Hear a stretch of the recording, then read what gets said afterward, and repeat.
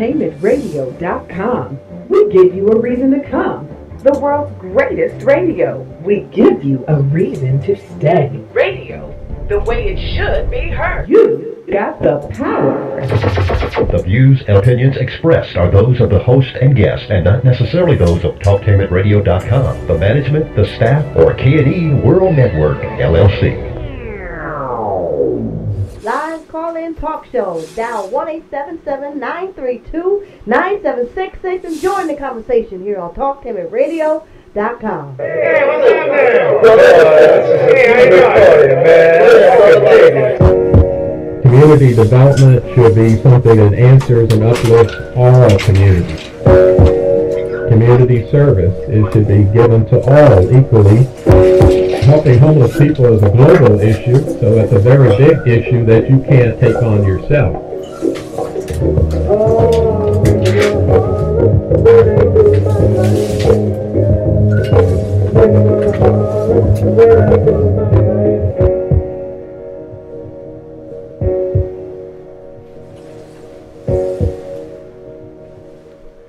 And hello, and you're listening to Community Voices. Your host, Bill DODSON. I'm a long-term resident of Columbus, some 45 years now, enjoying what I feel is a very rich and prosperous community.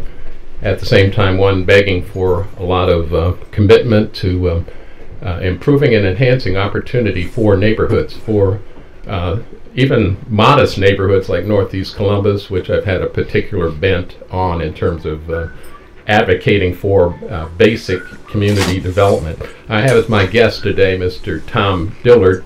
Tom is a very highly esteemed individual. I've been impressed with him since day one when I met him. He's a wealth of information and knowledge, and I'd just like for him to kind of greet our audience here today on Community Voice. Well, good, Bill. Thanks for having us on the radio show and TV show again. I think the topics we're talking about are important, and they've been important in this community for a long time.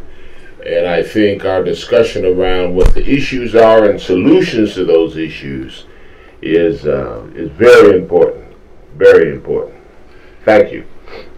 Well, Tom, you've been around long enough to see Columbus in its development and growth and prosperity in most recent times.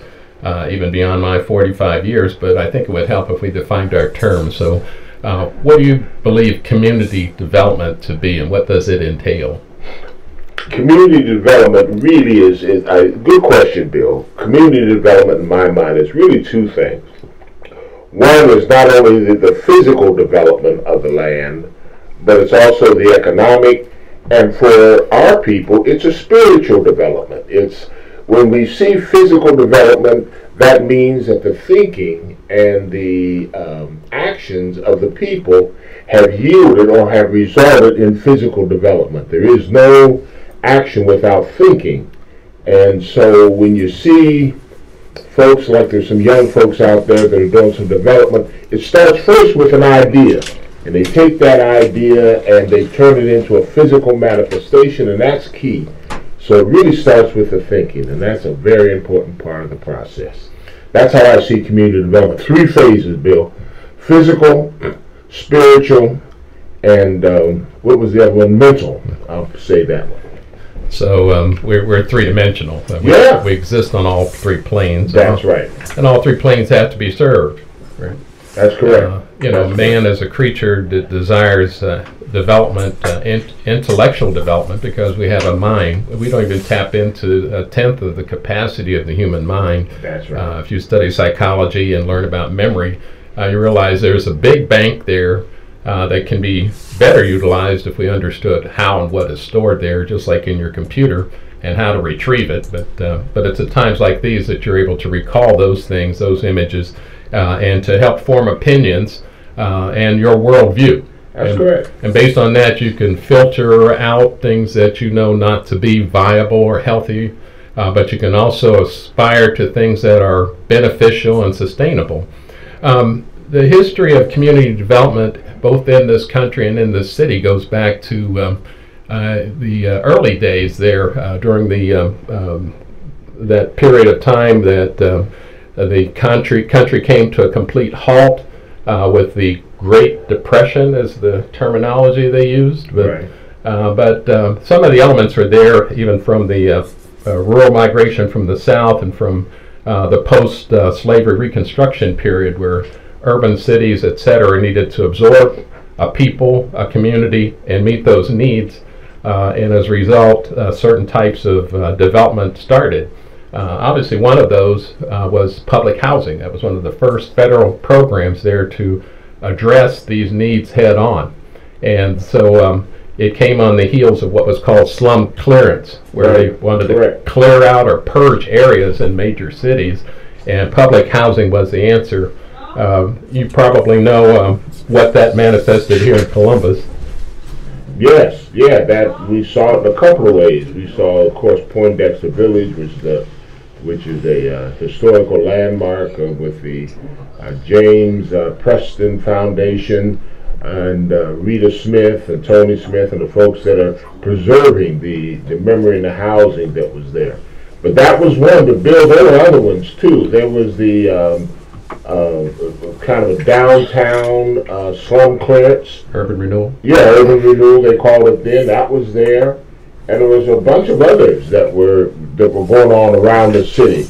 And so Poindexter was one, but CMHA had a lot of public housing, and that was part of it. But Bill, the thing that's missing is that in that Great Migration, Bill, before and during that time, back in, let's go after the Civil War Reconstruction, there was the old saying that black folks had down south that was, you always can trust the land, right? In other words, what you want to do is buy and hold on to land.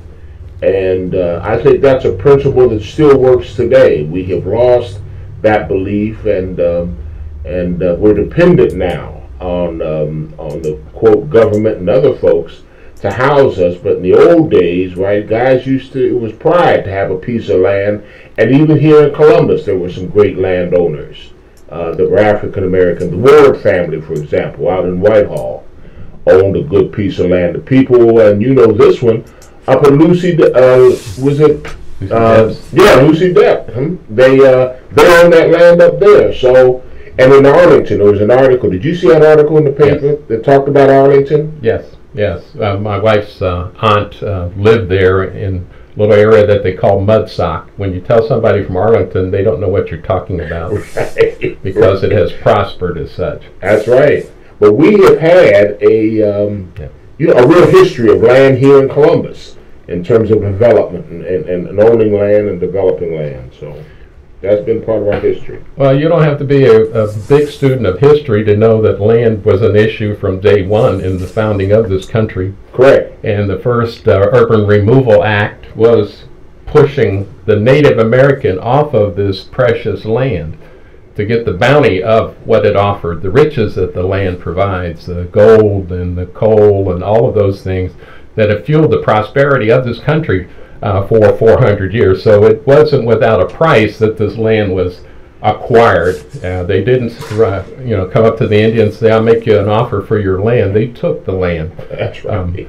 And it's interesting that the federal government borrowed from that same concept in the early 20s with this what was launching urban renewal, which was slum clearance. The idea, well, we've got all these desperate areas in our big cities. We need to purge out all of that inventory of those very dilapidated and deteriorating structures and put in, quote, clean new housing. What was interesting is that when the initial designs for that public housing were made available, people felt it was too good.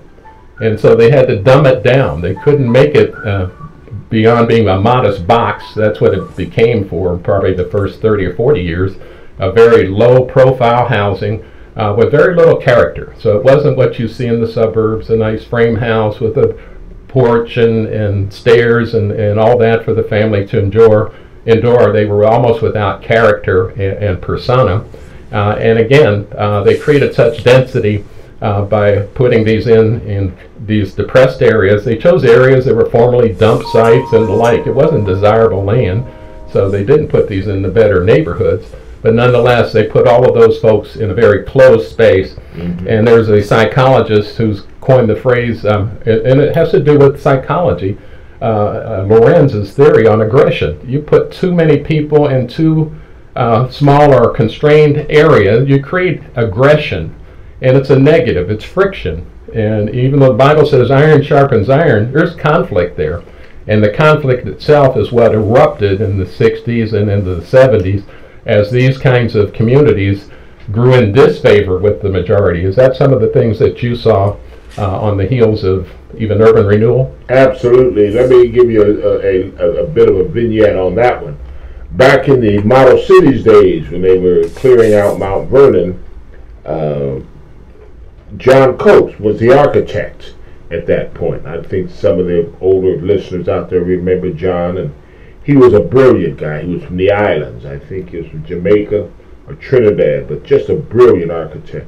He designed the Mount Vernon Plaza, and I remember when they first saw it, HUD saw it, and Bill, like you said, they said it was too good. It was too pretty. Huh?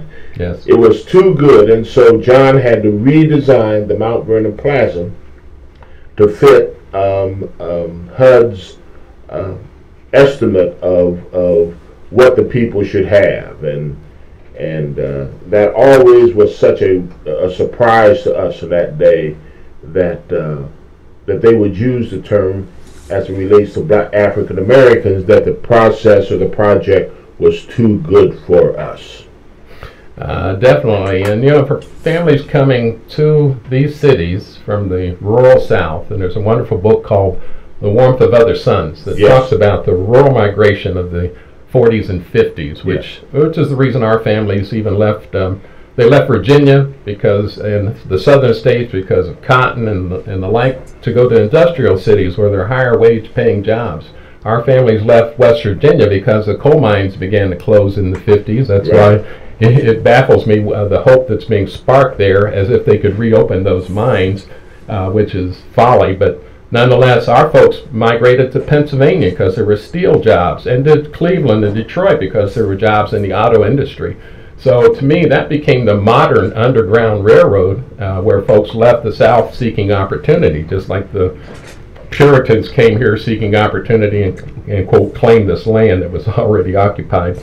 But model cities and those programs were fashioned as an answer, but again, they were handcuffed by conservatives who did not want folks to have too much for too little, or to give somebody a gift of something that they worked so hard for. I mean, I think our families worked hard in maintaining their homes. My mother was a domestic working in these homes for families in Pennsylvania, actually even in New York before that.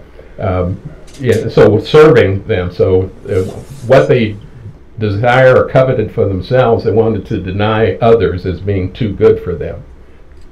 No, that's right. I think my mother had a similar experience, and folks coming up from West Virginia and coming up to Columbus to work at Buckeye Steel and the Malibu and the various steel yards and coal yards here in Columbus, and working there. And you're right. You know, the myth, if you think about it, Bill, there's a series of myths out there with respect to black folks that are used to make decisions about what happens to us. One of the myths is we don't work. For some reason, everybody that on my street where I grew up on Clifton Avenue had a job. Most of them had two jobs, and if they didn't have a job, they had a pickup truck, and they'd do some hauling on the weekend. So work is a four-letter word that has been with African Americans all of our days, from the first time we put our foot on the shore of America. So work is our tradition. We know how to work. We know how to get things done. So what happens with the young folks, they put a bad face on work. They think that if you're working with your hands, or you're becoming a plumber or an architect or a carpenter or whatever, that somehow that is a low life kind of situation. But our strength, I think, is in our ability to work, and we do that well. When we do it very well, and you can see us exceed beyond all expectations when we really put our shoulder to it. And so we've had, most of our heroes are those folks that have spent the time sharpening their skills, being motivated, being focused, and not giving up. So that's really who we are. And that other stuff they put on TV on them shows, I don't know where they get it from. Even on Amos and Andy, the guys worked. Everybody on Amos and Andy had a job. You know? Well, some of that was part of that underbelly that came in that basically reduced produced this tension between the theory of working with your hands and developing the mind. The classic debate between Booker T. Washington, right, in terms of encouraging folks to take ownership of labor, of the trades and the like, to have things that with their skills can generate income. Whereas W.B. Du Bois represented the elite then that says, well, no, we need to get higher education, college degrees, the like. It wasn't an either-or proposition. We needed both, and we should have been in agreement on that alone, and then working towards facilitating opportunity for both. It was my parents, my father working first in the coal mines, and then working washing walls and houses in western Pennsylvania until we got established there, and he got a job at the mill while my mother did domestic day work. They did the manual in order to create the opportunity to have a decent home. But my father also pursued the intellectual. He had also been one of those hidden figures during the Navy that was sent to study electricity there in Hampton, just like the ladies in the movie, which means he came out of the service with a skill. He couldn't get opportunity with the existing market, but eventually he went back to school again, studied electronics, started doing radio, TV repair, and then moved into federal government with the FAA, servicing their tracking equipment. And so those are the kinds of things that were gains for people both with their hands and with their minds. I have to say, you're listening to Talktainment Radio, internet radio, the world's greatest radio network here in Columbus, and this is radio the way it should be. But we want to engage you in this discussion as well. If you have a comment or question, we'd certainly be willing to entertain it. My guest today is Mr. Tom Dillard, and we're talking about community development. And I guess we should have defined our terms because we've been talking about it without setting the context. But community development at its lowest common denominator is creating and facilitating the development of an area physically to serve a people, and that's the humanitarian aspect, to meet their needs for the basics: food, clothing, shelter. Jobs and income are factors in that. Production, being able to work with your hands and your mind to earn income as well, are some of the other inputs to that whole process. But all of that is what we know and understand to be community. And as we've talked about public housing, to no fault of the people there, those were dysfunctional communities in that the people that created the brick and mortar didn't also bridge the gap to economic opportunity. Except, as Tom pointed out, families did find some opportunities here, like with North American Rockwell. My mother-in-law worked there 31 years on the line. She was only like 5'6", and she worked out there with all the men. But those are the exceptions, and especially in the rural South, you weren't given those opportunities. In the urban North, that was even more intense with the density and too competitive to get a shot at it. But these isolated communities were underserved in various and sundry ways. People found ways to get the help that they needed. But nonetheless, in most cities, they fought this kind of housing as not being desirable. But what they were rejecting was the people. They were suggesting that we don't want those folks here. Unfortunately, that's an attitude that still persists. Is that something that you saw as an undercurrent to your efforts with community development and working with neighborhoods? And absolutely, Bill. The great thing is, if indeed, let me put it this way, when black folks, in terms of coming to Columbus, were left to their own devices, we formed our own communities. We did our own community development, right? We did Flytown. We did Blackberry Patch. We did not Idlewild, but it'll come to me. At any rate, given if indeed the government would have funded local groups, right, fraternities, black associations. You know, the Pythian building was built by a black organization, right? Yeah. If the government would have funded us to do that, right? For us. We as opposed to doing it for us, we would have different communities today. When we were left alone and with our own devices, we developed our own communities. We developed hospitals, movies, shows, all range of entertainment up and down Mount Vernon, all kind of businesses, right? We'll develop that ourselves, but when they come on with urban renewal kind of stuff, it takes the design and the construction of those new communities out of our hands and puts it in the government's hands, and it's not very desirable. Does that make sense? I mean, you understand what I'm saying? Oh yeah, I think they had to feed those other folks, labor unions and others who clamor for that work. And so, that's right. So if the government was going to invest in this activity, they want first shot at the jobs. The only problem with that, they wanted it exclusively. Right. And so our folks couldn't work on the jobs unless they did very basic menial labor because they weren't craftsmen. Well, they weren't craftsmen because they weren't even allowed into those trade unions. Mm-hmm. People that came here from the rural South who had those skills found the same resistance to getting into unions to do work on these jobs. Federal government had to create something called the Davis-Bacon Act that's tied to all federal construction, right, that's intended to ensure participation. When I say to ensure it, it doesn't mean that there's not end runs and ways to work around it. And so there are ways to create corporations there with a black as a figurehead, which allows them to get in the door and say, well, it's minority owned because it's 51% minority. Here's our minority.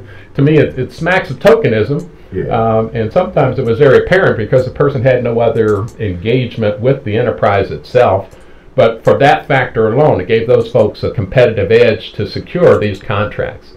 It wasn't enough that they already had enough work doing residential and suburban and other commercial development that they also had wanted to consume or coveted the investment of these federal funds. Davis-Bacon wages were layered on that to ensure that workers on the projects got a decent wage. Again, that was then both a cost factor for those folks to weigh in on, and there's just various and sundry ways to avoid that. Other aspects later, I worked affirmative action in private industry, which was created to actually sanction companies for violating rights of African Americans and other minorities in the workplace. I got my job because the company that hired me had lost it wasn't a federal suit, but it was a federal action by the EEO administration there to redress the issue there regarding one employee. So they hired me as the affirmative action specialist, but actually an associate in community relations and personnel. And so my job was there to assure active engagement in terms of our outreach of minorities for employment and opportunity. In so doing that, to honor what we've said in our affirmative action plan by affirmative measures. So I reached out to people like the NAACP, Community Action, and other groups within the city of Huntington, West Virginia, which is a very small town, to get a workforce, get the message out so we can cultivate a workforce there that reflected our community.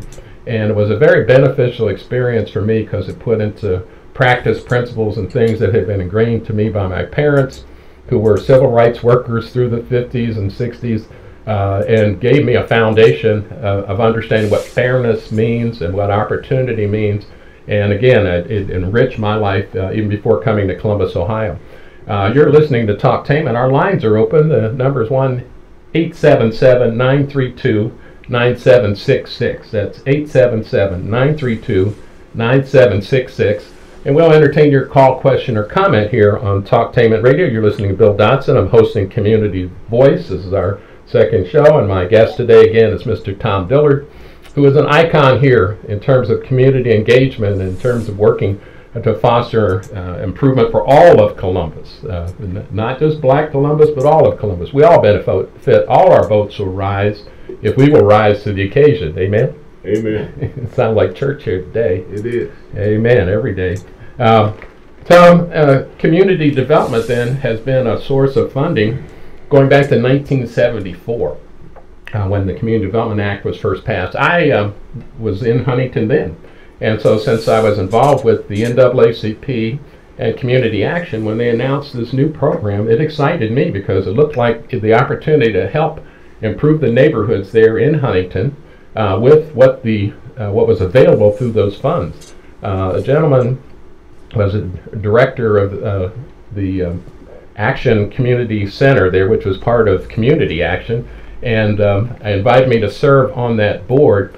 And so I was engaged in that process with people, NAACP, the Community Action Agency, and others in the dialogue on how these monies could be used. And we even went to the governor's office to do this. Floyd Meadows was the director.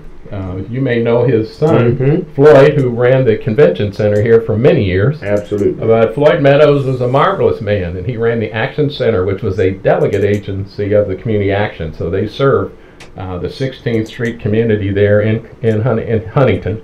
We went to the governor's office to make our case. He provided some supplemental funds there that we asked for to help get people, to reach out to people on the street and look into this program so that we could help the physical properties as well as the uplift of the people. And so that whet my appetite for community development. My degree at Marshall was in community organization. It just kind of fed into that. I left there, though, a couple years later because I met a young lady from Columbus by accident, and I've been trapped here ever since.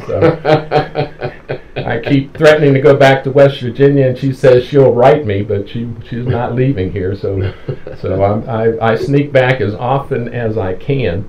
But coming here, I had the opportunity at the state of Ohio to work with the Community Development Block Grant Program when the government first made it available to the states.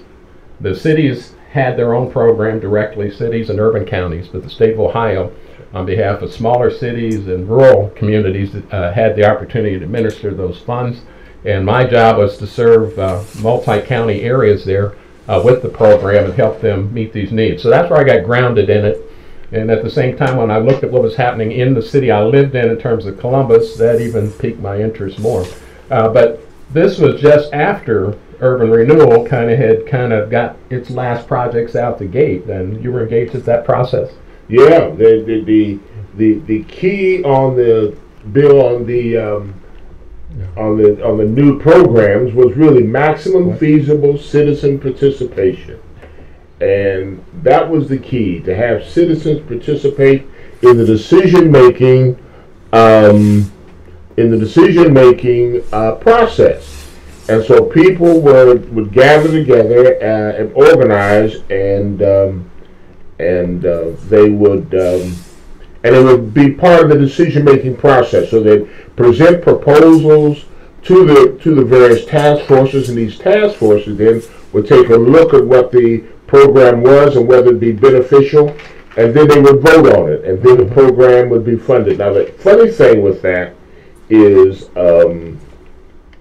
once the programs were funded, the citizens would monitor performance. Because once you're living in the neighborhood, you know if they're delivering the service or not.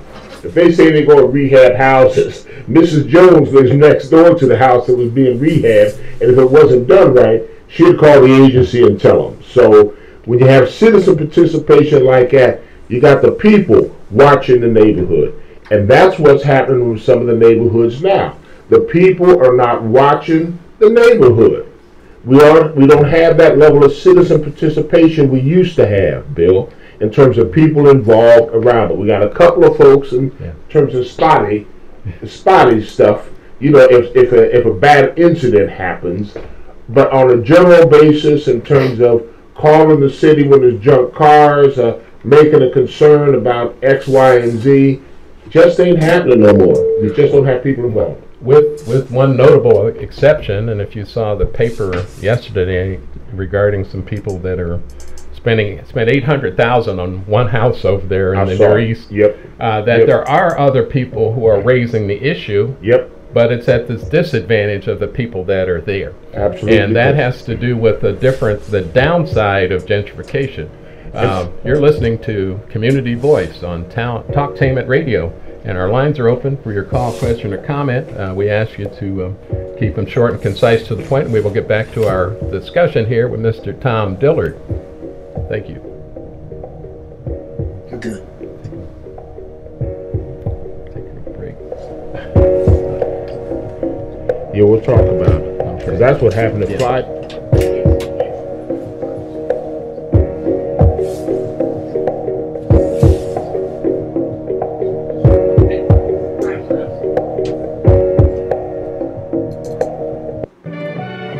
For the best home fragrance and beauty products, shop Ash Kickin' online. That's ASHKICKIN. Made with 100% natural quality ingredients and handcrafted with your family in mind, Ash Kickin' products are better than those other guys. Ash Kickin' candles, incense, body butter, face moisturizer, and hair moisturizer are priced just right, and you can get yours at 10% off with coupon code TALK17. Support this 100% black-owned business and get your home and body smelling and feeling all Shop Ash Kickin' online at www.ashkickin.com. Are you ready for a high school that allows you to work at a place that is right for you? Hey, how's everything, partner? We're going to talk about you on this side. White Town? Yeah, I've lived over it for a while. On Good Hill. Let's talk about buddy. He remembers the urban renewal down on 9th Street. Yeah. Well, we moved from White Town when they brought the freeway through. Yeah. Then we moved over on Fulton Street. Freeway came through again. That's right. That's right. I know. Yeah. If you or someone you know is abusing drugs and or alcohol and want to stop the abuse, contact APDS at 1409 East Livingston Avenue. Office hours are 9 a.m. to 8 p.m. daily and 9 a.m. to 3 p.m. on Saturday. APDS is certified by the Ohio Department of Mental Health and Addiction Services and primarily funded through the Adam H. Board. Fees are based on the income and Medicaid is always accepted. For more information, call 614-253-4448.